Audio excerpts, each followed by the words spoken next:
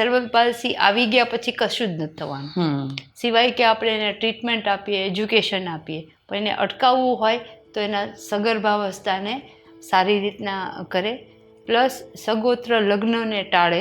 કેમ કે હજી ઘણા ફેમિલીઝ એવા છે કે એ પોતાના નજીકના રિલેટિવ્સમાં પોતાના દીકરા દીકરીઓના સગપણ કરતા હોય, તો એ આ જીનેટિક કારણોથી મુશ્કેલી બનશે. તો એવા લગ્ન આપણે ટાળીએ.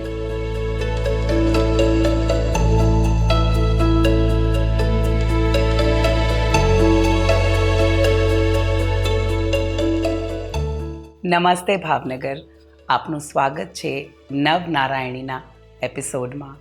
આજના એપિસોડમાં આપણા ગેસ્ટ છે શ્રીમતી જિજ્ઞાબેન સોલંકી, જે નટરાજ પીએનઆર સોસાયટીના ઇન્ચાર્જ છે.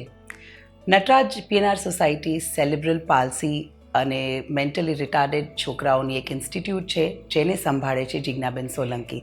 તો આજે આપણે ઘણી એવી બધી વાતો કરવાના છીએ જે ઇન્સ્પિરેશન ડેફિનેટલી આપશે, પણ આ બધાને ઘણી બધી નવી વાતો પણ જાણવા મળશે.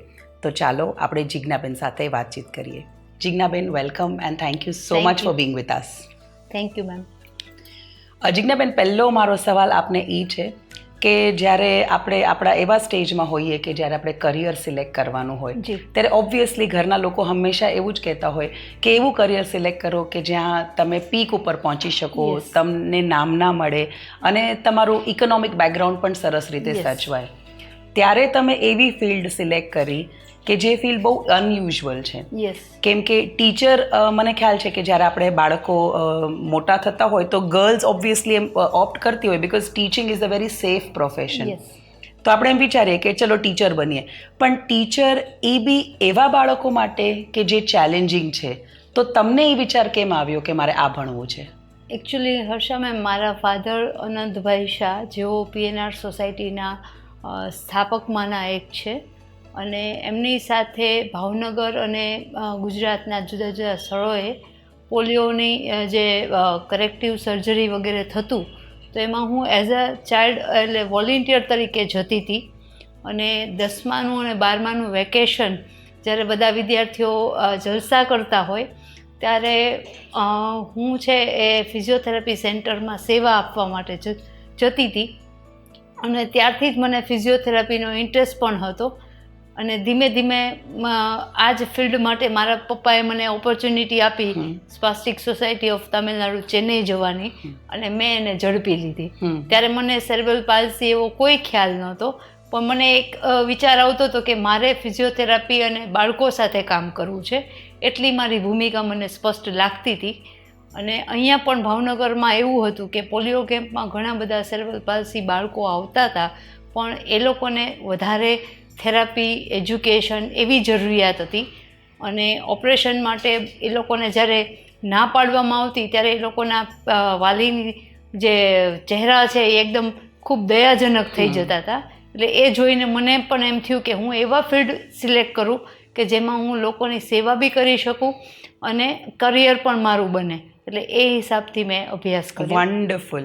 એટલે આપણા ઓડિયન્સને હું ખાલી એટલું કહું કે સેરેબ્રલ પાલ્સી બેસિકલી ઇઝ મગજનો લકવો. એમ આઈ રાઈટ? એટલે મગજનો લકવા હોવાથી જે શારીરિક વિકાસ છે, જે માનસિક વિકાસ છે, એમાં ઘણી બધી અડચણો ઊભી થતી હોય. અને એ ટાઈમે આઈ થિંક આજથી 30 વર્ષ પહેલાં તમે ઓપ્ટ કર્યું હશે, ત્યારે આપણા પાસે એટલા રિસોર્સિસ નહોતા, આ કરિયર વિશેની એટલી નોલેજ નહોતી. પણ આમાં એક વસ્તુ મને ખૂબ જ ગમી કે ફાધર આજે સમાજ સોશિયલ વર્કમાં આટલા બધા ઇન્વોલ્વડ હતા, અને આજે એ જ બાળકમાં પણ આવ્યું. એટલે I think it is a great learning here કે આપણે બાળકોને જે કરાવવું હોય, આઈ થિંક એ જો આપણે કરીએ તો ઓટોમેટિકલી છોકરાઓને કહેવું ન પડે. રાઈટ. જિજ્ઞાબેન, મારો બીજો સવાલ એ છે કે તમે તમિલનાડુથી આ બધું ભણ્યા, જ્યારે તમે આ ફિલ્ડ સિલેક્ટ કરી કે ઓકે ફાઇન, મારે અંડર પ્રિવિલેજ જે છોકરાઓ છે ફિઝિકલી, મેન્ટલી, એ લોકો માટે કામ કરવું છે, તો અમુક અડચણો તો તમને ભણવામાં પણ નડી જ હશે. તો એના વિશે થોડું મને. ભણવામાં ખાસ કરીને મને માધ્યમ ઓફ ઇન્સ્ટ્રક્શન, જે હું અહીંયા આગળ દક્ષિણામૂર્તિમાં ગુજરાતી મીડિયમમાં બાલ મંદિરથી 12 ધોરણ ભણી, એટલે નેચરલી મને ફંક્શનલ ઇંગ્લિશ જ આવડતું હોય. અને આ અભ્યાસક્રમ ગુજરાતમાં કોઈ કોલેજ હતી નહીં, અને એટલા માટે મારે ચેન્નઈ જવું પડ્યું. એટલે ત્યારે જે બધું માધ્યમ હતું એ ઇંગ્લિશ મીડિયમ હતું, એટલે શરૂઆતમાં મને ઘણી બધી ડિફિકલ્ટી પડી કે મને આવડતું હોવા છતાં હું એ એક્સપ્રેસ નહોતી કરી શકતી. પણ ધીરે ધીરે મેં ડિક્શનરીનો, અને મારા પપ્પા કહેતા મને કે રોજના 5 સ્પેલિંગ કરો તો તમારું શબ્દ ભંડોળ વધે. અને ત્યારે મને એ જ વાત યાદ આવી. એટલે એ બધાથી ધીમે ધીમે ધીમે મારી ઇંગ્લિશની ફ્લુએન્સી બી આવતી ગઈ. અને ખાસ કરીને મેં ત્યાંની રિજનલ લેંગ્વેજ પણ થોડી થોડી શીખી લીધી. એટલે મહેનત જે ઓર્ડિનરી સ્ટુડન્ટ જે કરે એના કરતાં મારે ડબલ કરવી પડી. પણ મારો એક ગોલ હતો કે ભાઈ મારે ભાવનગરમાં જઈને આ સંસ્થામાં કામ કરવું છે, એટલે એ ગોલ મારો પોસિબલ થયો. બહુ જ સરસ. એટલે આમાંથી આઈ થિંક એક લર્નિંગ હું પણ લઈને જાઉં છું. એવરી ટાઈમ જ્યારે નવનારાયણીનો એપિસોડ થાય તો મારા માટે એક લર્નિંગ હોય જ કે કોઈ પણ વસ્તુ જે છે એ આપણા માટે હર્ડલ નથી હોતી. ડેફિનેટલી 30-35 યર્સ બેક જ્યારે આપણે કોઈ બીજા સ્ટેટમાં, પહેલાં તો આપણે આપણા ઘરને છોડીને કોઈ દીકરી બહાર ભણવા જાય એવું કલ્ચર આઈ થિંક બહુ રેર કેસમાં હતું. એમાં બી આપણે ગુજરાતમાં રહી અને we are going to a different state, ત્યાંનું કલ્ચર, લેંગ્વેજ, અને આજની તારીખમાં બી સાઉથમાં જવું તો લેંગ્વેજ ઇશ્યુ છે જ. તો 30-35 વર્ષ પહેલાં તો કેટલા હશે, ઘણા બધા હતા. એટલે જો આપણું પેશન હોય, this is what is the learning that I am taking, કે પેશન હોય તો રૂકાવટો ગમે તે આવે. અને બહુ જ સરસ એમણે કીધું કે લેંગ્વેજ માટે એમના ફાધરે જે બહુ નાની વાત કીધી, પણ આઈ થિંક અગર લાઈફ લેસન તરીકે આપણે આ વાત લઈએ તો કોઈ બી કલ્ચર કે કોઈ બી જગ્યાએ જ્યાં દુનિયામાં આપણે આગળ આવવું હોય તો 5 વસ્તુઓ દરરોજની જો આપણે ચેન્જ કરી શકીએ કે લઈ આવી અને આપણી ડિક્શનરીમાં એડ કરી શકીએ. શબ્દોની જ વાત નથી, આ કોઈ પણ એક્સપિરિયન્સીસ છે. અગર 5 નવા આપણે એડ કરી શકીએ તો ડેફિનેટલી ચેન્જ બની જ શકીએ. જિજ્ઞાબેન, હવે થોડી આપણે તમારા સ્કૂલની વાત કરીએ. એટ પ્રેઝન્ટ તમારી સ્કૂલની અંદર સંખ્યામાં મતલબ ગર્લ્સ કેટલા અને બોયઝ કેટલા હાઇપોથેટિકલી? સંખ્યામાં અમારી સેરેબ્રલ પાલ્સી સ્કૂલમાં 85 સ્ટુડન્ટ્સ છે, અને એમાં 20 દીકરીઓ છે અને 65 દીકરાઓ છે. અને અહીંયા આગળ મારે કહેવું પડે કે જ્યારે સ્પેશિયલ બાળકોની વાત આવે ત્યારે જેમ આપણા સમાજમાં દીકરીઓને આપણે એટલું એજ્યુકેશન પાછળ સ્થાન નથી આપતા કે એને થોડાક આપણે પાછળ રાખીએ છીએ, એવું જ સ્પેશિયલ બાળકોના ફિલ્ડમાં બી છે કે દીકરીઓને એ લોકો ઇઝીલી કોઈ સંસ્થામાં કે સારવારમાં એટલું બધું મોટિવેટ નથી થતા. એટલે અમારે ત્યાં દીકરીઓની સંખ્યા એમ ઓછી છે. અને સેરેબ્રલ પાલ્સી છે એમાં જે વધારે અફેક્ટેડ પોર્શન છે એ બોયઝનો છે. એટલે બોયઝમાં એ રેશિયો, ગર્લ્સ અને બોયઝ વચ્ચેનો રેશિયો છે એ આપણને જોવા મળે છે. રાઈટ. અને જ્યારે ટ્વિન્સ બાળકો હોય અને એમાંય જો બંને સેરેબ્રલ પાલ્સી હોય તો કેટલાક ફેમિલી એવું પણ પ્રિફર કરે કે આપણે દીકરાને ટ્રીટમેન્ટ કરાવીએ, દીકરીને નહીં કરાવીએ. એટલે એવા સંજોગોમાં અમારું કાઉન્સેલિંગ બહુ આમ ઇમોશનલ થઈ જાય કે આવું બાયસ તમે કેમ રાખો? તમારા બંને બાળકો છે, એક જ સંસ્થામાં તમારે અહીંયા આગળ એને સારવારમાં લાવવાના છે, તો તમે દીકરાને બી લાવો ને દીકરીને બી લાવો. રાઈટ. અને બંનેને ગ્રોથ તમે સારી રીતે એને ડેવલપ થતા જુઓ. એટલે ઘણીવાર એવા કિસ્સા પણ બને છે આપણા સમાજમાં. ત્યારે અમે એ લોકોને સારી રીતે મોટિવેટ કરીએ છીએ અને હોપફુલી અત્યાર સુધી અમે સક્સેસફુલ રહ્યા છીએ. રાઈટ. એમાં અને મેઇનલી મારે એમ જાણવું છે કે સેરેબ્રલ પાલ્સી થવાનું રીઝન કંઈ સ્પેસિફિક હોય છે ખરું? 80% ચિલ્ડ્રનની અંદર એ જન્મ સમયે એને ઓક્સિજન નથી મળતું, કારણ કે આપણો કુદરતી ક્રમ છે કે બાળક જન્મ સમયે રડવું જોઈએ. તો એ ઇનબોર્ન એરર્સને કારણે કે એન્ટીનેટલ કેર ન લેવાની હોય, જન્મ પહેલાં બાળકના સગર્ભા માતાની કેર ન લેવાઈ હોય પ્રોપરલી, તો એ બાળક જન્મ સમયે રડે નહીં. અને જન્મ સમયે જેટલું પણ મોડું રડે એટલા એના મગજમાં ઓક્સિજન છે એ મોડો પહોંચે. અને એ કારણ જ છે મેઇન આ સેરેબ્રલ પાલ્સી થવાનું, કે એ બાળકોમાં સમયસર એ બેસતા ન શીખે, ગરદનનો ઠેરાવ ન આવે, ચાલતા ન શીખે, અને એના સ્નાયુઓમાં ક્યારેક એકદમ કઠણ હોય, અક્કડ હોય તો એને સ્પાસ્ટિક સેરેબ્રલ પાલ્સી કહીએ. કેટલીક વખતે એમાં મૂવમેન્ટ્સ વધારે હોય, કેટલીક વખતે એમાં બેલેન્સની કમી હોય. એટલે મગજના જે ભાગમાં એને ઈજા પહોંચે એ રીતનું એનું બાળકનું આપણને ડેવલપમેન્ટ જોવા મળી શકે. મેં તમને તો ત્યાં ઇન્સ્ટિટ્યૂટમાં ખુદ કામ કરતા જોયા છે, પણ આ થોડો મારો એવો સવાલ છે કે જ્યારે એક ફેમિલીમાં ખ્યાલ આવે કે મારા ફેમિલીમાં આ ચાઇલ્ડ છે, હવે એને આ એક ડેફિશિયન્સી છે તો એ લોકો સ્વીકારે એને એ શું સિનેરિયો હોય? કારણ કે આજે હું પણ સ્કૂલ ચલાવું છું. જ્યારે બાળક 2-2.5 વર્ષનું મારી પાસે આવે તો ઘણીવાર આપણે તરત આઈડેન્ટિફાઈ કરી લેતા હોઈએ છીએ કે આને કાંઈક ઇશ્યુ છે. નોટ ઓનલી સેરેબ્રલ પાલ્સી, બહુ નાની વાત કહું તો સ્પીચ ડીલે. યસ, આપણને ખ્યાલ આવી જાય કે 2.5 વર્ષનું ચાઇલ્ડ છે, એ કમસે કમ આટલું તો એનું એક માઇલસ્ટોન હોય કે જે પહોંચવું જોઈએ. When you talk to the parent અને તમે કહો કે આને સ્પીચનું આટલું ડિલે લાગે છે, તમે જરા કન્સલ્ટ કરજો, તો પેરેન્ટ્સ આર વેરી હેઝિટન્ટ. યસ. તો જ્યારે આવું ચાઇલ્ડ હોય તો એક્સેપ્ટન્સ લેવલ કેટલો હોય છે એ લોકોનો? સેરેબ્રલ પાલ્સીમાં શું થાય છે કે એનું બાળક, એનો મેઇન ગોલ હોય છે કે બાળક સ્વતંત્ર રીતે ચાલતા શીખી જાય, સ્વતંત્ર રીતે પોતાનું કામ કરતા શીખી જાય. એટલે જ્યારે બાળક 4-5 વર્ષનું થાય પણ પોતે ચાલી ન શકે, વ્યવસ્થિત વાતચીત ન કરી શકે, ત્યારે પેરેન્ટ્સની મૂંઝવણ વધે. અને હવે ધીમે ધીમે આપણી સંસ્થાએ ઘણા બધા ટ્રેનિંગ પ્રોગ્રામ્સ કર્યા છે અને અવેરનેસ પણ આવી છે. એટલે કેટલીક વખતે બાળક બહુ યંગ એજમાં આવી જાય છે, વિધિન 6 months, કે જ્યારે એને હાઈ રિસ્ક ખબર પડે છે કે આ બાળક તો કલાક રડ્યું જ નથી, એટલે નેચરલી એનામાં સેરેબ્રલ પાલ્સી થવાની પોસિબિલિટી વધી જાય છે. એટલે એવા પેરેન્ટ્સ છે 6 to 1 yearની વચ્ચેના કે બાળક ચાલતા નથી શીખ્યું તો તરત આવી જાય છે. પણ કેટલાક પેરેન્ટ્સ હજી બી એવા છે કે એ સ્વીકારી નથી શકતા. એટલે ધીમે ધીમે જેમ જેમ ટ્રીટમેન્ટનો પ્રવાહ ચાલુ થાય, બાળકમાં 1-2 માઇલસ્ટોન અચીવ થાય એટલે પછીથી ધીમે એનું એક્સેપ્ટન્સ લેવલ બને છે. બરાબર છે. દરેક ફેમિલી ટુ ફેમિલી એ અલગ અલગ હોય છે. અલગ હોય છે. અને જ્યારે બાળક મતલબ પેરેન્ટ્સને ખ્યાલ આવે કે ઓકે ફાઇન, હવે આઈડેન્ટિફિકેશન થઈ ગયું છે કે my child is not as normal as other children. I don't want to use normal abnormal word, but because કે લોકોને સમજાય એટલા માટે, ત્યારે એ લોકો તમારી પાસે આવી જાય તરત કે એના માટે બી તમારે પ્રયત્નો કરવા પડે છે? એનો આવવાના 2-3 રૂટ હોય છે. એક તો એ પેરેન્ટ ટુ પેરેન્ટ આવે, કે એક નેબર થ્રુ આવે અથવા ડોક્ટર્સ થ્રુ આવે, પીડિયાટ્રિશિયન ડૉક્ટર કે ન્યુરો પીડિયાટ્રિશિયન ડૉક્ટર કે ઓર્થોપેડિક સર્જન દ્વારા આવે, કે જ્યાં એમને બાળકને કંઈ ને કંઈ મસલ્સ અને કોર્ડિનેશન સંબંધિત મુશ્કેલીઓ હોય અથવા એપિલેપ્સી હોય તો એના, અને પીડિયાટ્રિશિયન એના ફેમિલી ડૉક્ટર જેવા થઈ ગયા હોય કેમ કે બાળકને હેલ્થ રિલેટેડ પણ ઇસ્યુ હોય, એટલે એમના થ્રુ એ અમારી સંસ્થા સુધી આવતા હોય છે. અને એના physiotherapy, occupational therapy, speech therapy અને એજ્યુકેશનના અસેસમેન્ટ પછી એનું શું એનું ડેવલપમેન્ટલ સ્ટેજ છે એ પ્રમાણેનું ટ્રીટમેન્ટ શરૂ થાય. રાઈટ. અને આઈ થિંક આપણે ઘણીવાર એવી ચર્ચા પણ થઈ છે કે જેટલી વહેલી ખબર પડે આઈ થિંક એટલું તમે ચેન્જ કરી શકો. એટલે આ બાળકોને નોર્મલ બનાવી નથી શકાતા, પણ એમને નિયર નોર્મલ લઈ જઈ શકાય છે.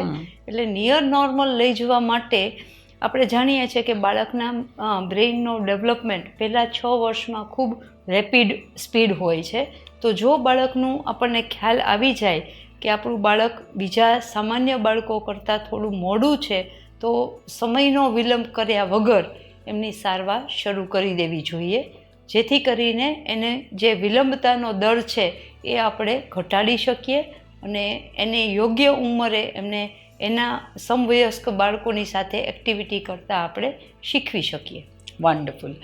જિજ્ઞાબેન, ઘણી બધી વાર તમારા ઇન્સ્ટિટ્યૂટમાં જ્યારે આવવાનું થાય ત્યારે એવા બાળકોને પણ મેં જોયા છે કે જેના ઇન્સ્ટિટ્યૂટમાં થેરેપી મળ્યા પછી એ લોકોમાં મેસિવ ચેન્જ છે. એવા કોઈ બાળકની સ્ટોરી આપણે શેર કરી શકીએ આજે? અમારે સંસ્થામાં ઘણા બધા બાળકો આવે છે કે જ્યારે એનું બેસવાનું, ચાલવાનું બિલકુલ હજી એમણે શીખ્યા નથી હોતા. પણ હજી રિસન્ટ જ વાત કરું તો અમારી સ્કૂલનો જે કૃણાલ છે એને સંગીતમાં, એને નાનો હતો ત્યારથી થોડો રસ હતો. એ વર્ગમાં કવિતાઓ ગાતો અને ધીરે ધીરે અમે એમને સંગીત શિક્ષક રાખીને એને આજે મધ્યમાં પ્રથમમાં એ 1st ક્લાસ પાસ થયો. એવી જ રીતના એનાથી ઇન્સ્પાયર થઈને સ્કૂલના બીજા 3 બાળકો પણ સંગીતમાં આગળ વધ્યા. એ જ રીતે ભૂતકાળમાં અમારી સંસ્થામાંથી અભ્યાસ કરેલા વિદ્યાર્થીઓ સ્પેશિયલ એજ્યુકેટર પણ બન્યા. CP બાળકોના કેટલાક છે એ કમ્પ્યુટર એજ્યુકેશનમાં આગળ વધ્યા, તો કેટલાક ITIમાં ફરજ પણ બજાવે છે. રાઈટ. પણ બધા વિદ્યાર્થીઓને જેટલું વહેલું ઇન્ટરવેન્શન થાય છે એની સફળતાનો રેટ એટલો વધે છે. રાઈટ. અને એક બાળક બીજા માટે ઇન્સ્પિરેશન, કુનાલને તો મેં પોતે પણ સાંભળ્યો છે, બીકોઝ હમણાં જ મારે આવવાનું થયું ત્યારે મેં સાંભળ્યો હતો. એટલે ત્યારે ખરેખર આપણને એક કામ બહુ જ સરસ કરવાનો અનુભવ થાય અને એમ થાય કે ના ના, it is really a very nice job that weave done. Jignaben, મારે એ પૂછવાનું હતું કે જ્યારે આ બાળકો તમારી પાસે આવે તો આમ એ લોકોનું જે રૂટીન હોય દિવસનું, તમારું એમાં શું રોલ હોય, ટીચર્સનો શું રોલ હોય, કઈ રીતે how you all take care of the children?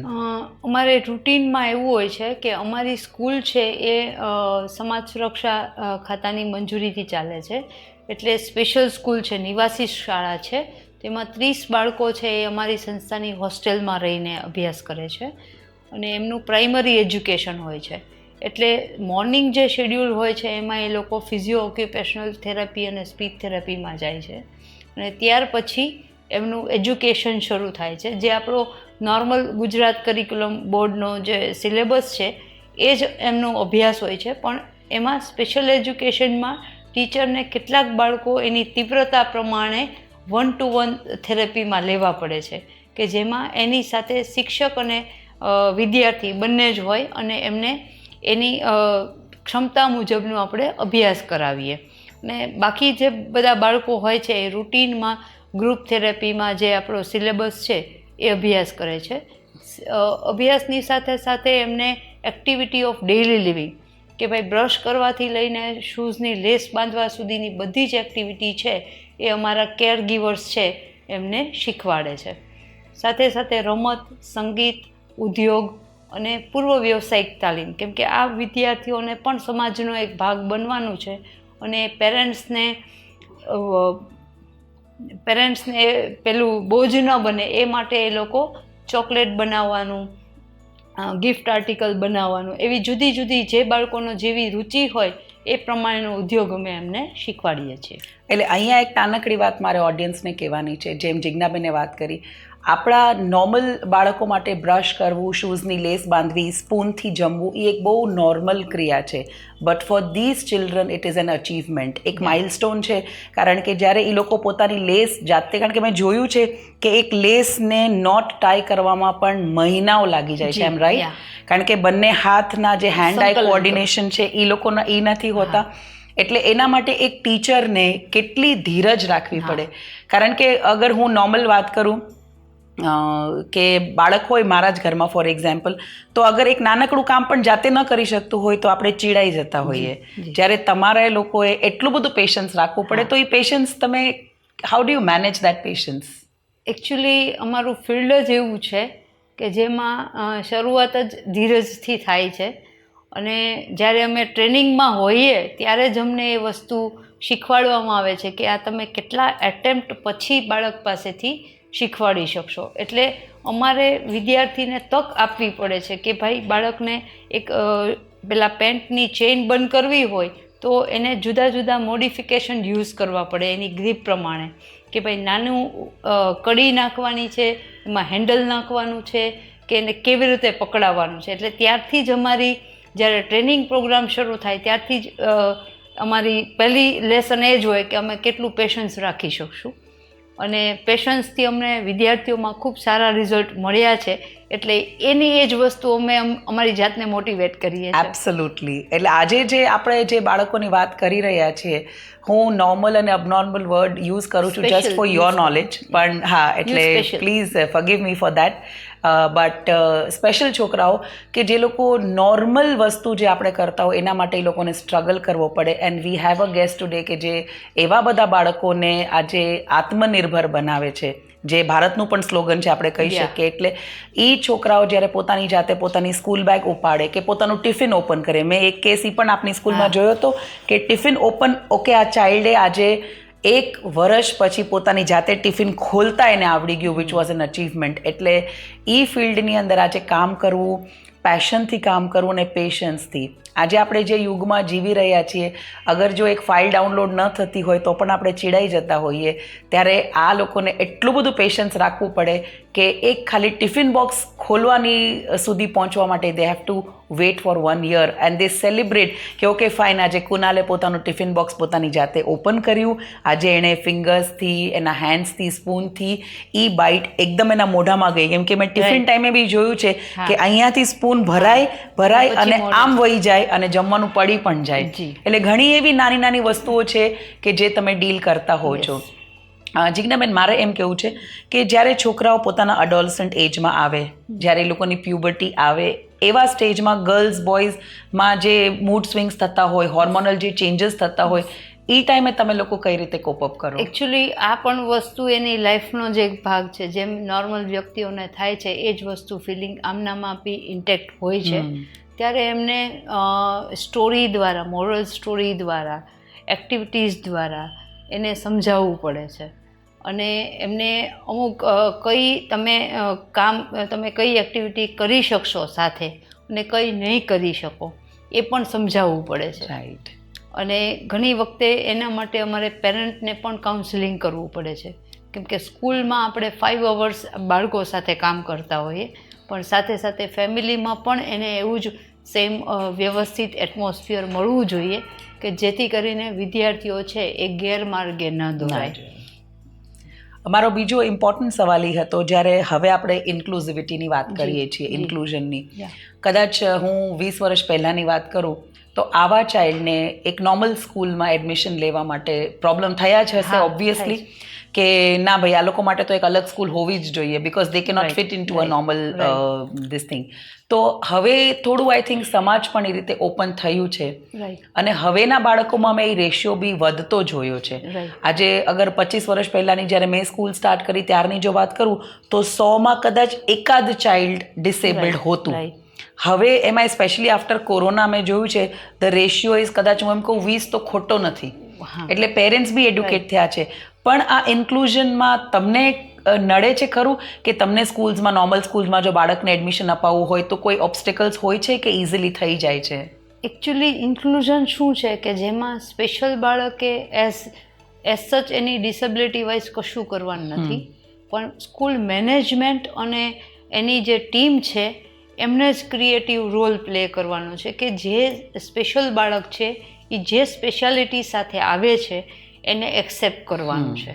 અને એને જે અભ્યાસમાં કે એક્ટિવિટીઝમાં જે હર્ડલ્સ આવતી હોય, જે પહેલાંના સમયમાં કે ભાઈ તું આવ ભણ, અમને કંઈ વાંધો નથી, પણ અમે અમારી સિસ્ટમમાં કોઈ ચેન્જ નહીં કરીએ, એના બદલે ઇન્ક્લુઝિવ એને એ સિસ્ટમમાં ચેન્જ લાવે છે કે ભાઈ સપોઝ કોઈ સ્પેશિયલ બાળક છે જે વ્હીલચેર બાઉન્ડ છે તો એને પિયર ટ્યુટર મળી જશે, ત્યાં રેમ્પ છે, ત્યાં લિફ્ટ છે, તો બિલ્ડિંગ છે એ એક્સેસિબલ થઈ જશે.